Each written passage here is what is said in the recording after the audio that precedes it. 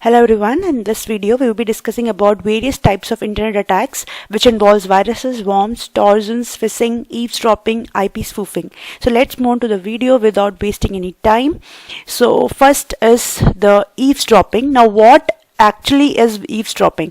Suppose we have two communicators, that is A is communicating with B, that is A want to send some information to B or B want to send some information to A. So these are two communicating entities. So now what is eavesdropping? Eavesdropping is another person C, an unauthorized person C, if he is listening to the communication between A and D, is called eavesdropping. That is, he is listening to them without the knowledge of A and B. A and B doesn't know that someone else is listening to them. So this is what eavesdropping is. That is secretly listening to communications by an unauthorized party. Here C is the unauthorized party. So this is what eavesdropping is. Now eavesdropping is of two types. One is active and another is passive. Okay, in case of passive eavesdropping, C would just listen to the message. Suppose A is sending some message M to B, so C would just listen to that message. It would just read that message, but it won't make any changes to that message. That is called passive.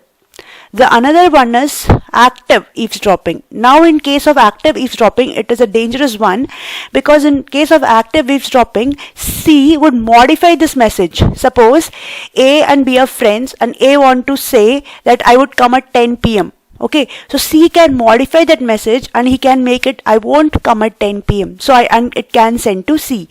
So in case of active eavesdropping, the message would be first read by C and C would modify this message and it would send back to B. So this is two types of eavesdropping. Let's see it.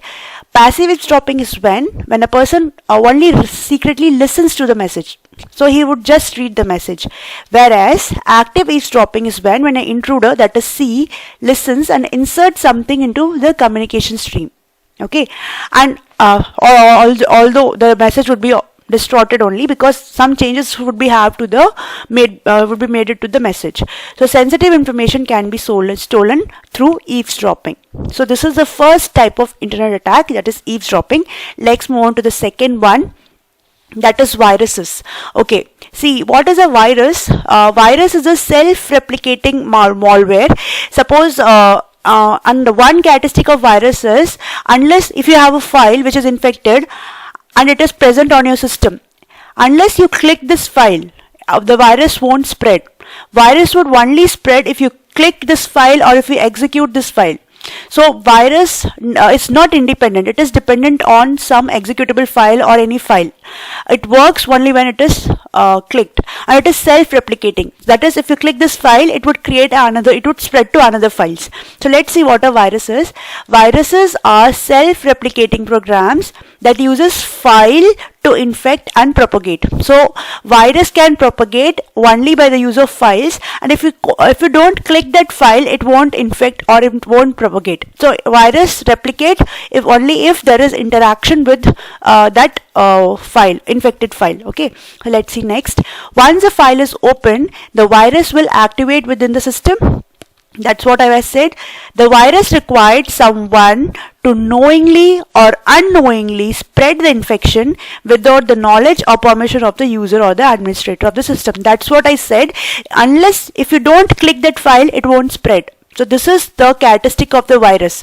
That is, it needs someone to click the file. Then it would replicate itself and it would infect. This is a virus. There are various types of virus. We'll be discussing in some another video. In this video, we'll be just having the overlook of what a virus is. Okay. So next type of malware is worms. Worms is also self-replicating. Okay, it is also similar to viruses, but there is one difference between worm and virus. Virus, it would be only spread if you click on it, but in case of worms, that is not the case. Worm is independent. It is an independent entity. It doesn't need anyone to activate it. So that is a basic difference between a worm and virus. Let's see whether formal definition.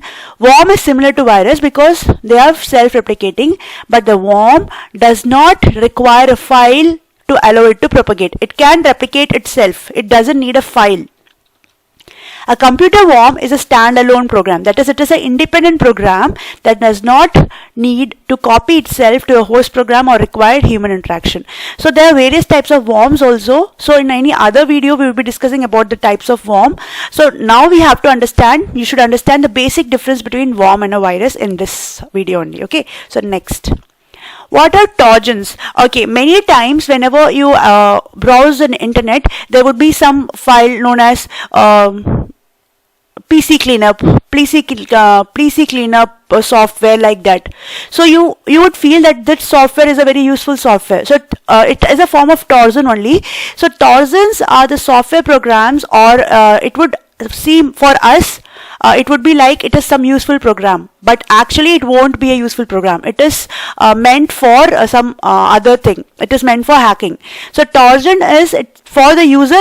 We think that it would be a useful program, but it won't be a useful program. There would be some virus which would be there as a payload in Trojan. Suppose sometimes you download any application, say VLC only. You have downloaded VLC, but you have downloaded it from some untrusted website. Okay, so for you VLC is a good software for watching your video or watching a movie, but along with VLC there would be a payload of virus also. So that is what Trojan is.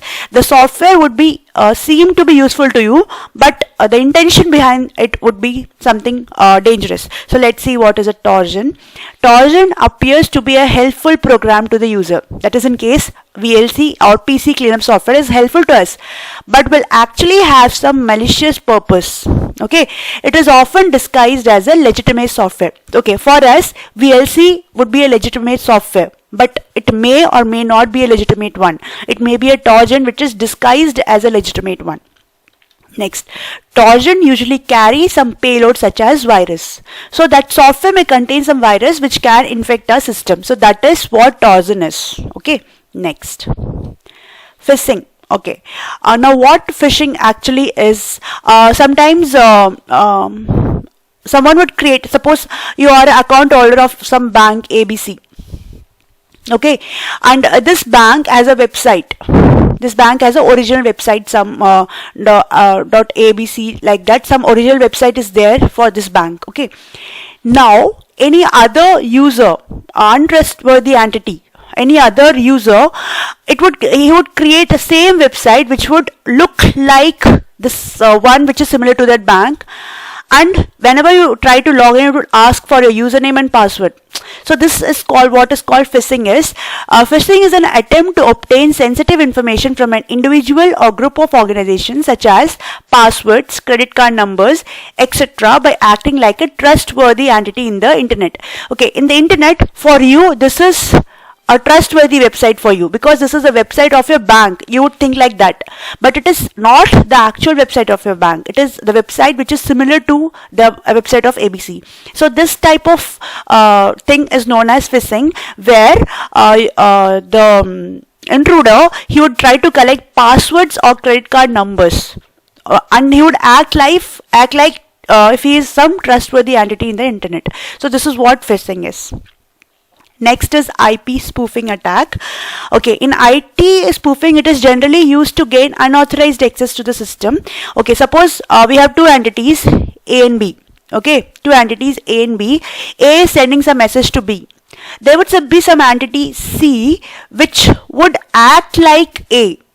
It would steal the IP address of A. Suppose A is sending a packet to B, and in a packet there would be some IP source and IP destination would be there. Source address and destination would be there. So what C would do is she would change the source address in this packet and it would send to B.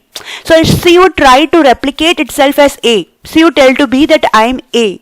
So this is known as IP spoofing. Let's see the formal definition. It is used to gain unauthorized access to the system. That is, C is trying to get the authorization of A. It is trying to get all the rights which A would get. Okay, next. This is done by creation of IP protocol packets, that is internet protocol packets with false source IP address. That is what I said. The source IP address, it would change, for the purpose of hiding the identity of the sender or impersonating other user. That is, in this case, C would impersonate as A, or it would not tell its original identity. So this is what IP spoofing is. The identity of the intruder will never be known. Yes, he is the intruder and his identity would be disclosed. It would never be known. So this is what IP spoofing is. Hope you like the video, and it is very useful. I'm sure it would be very useful to you. If you like the video, please click the like button and please do subscribe if you haven't. Thank you.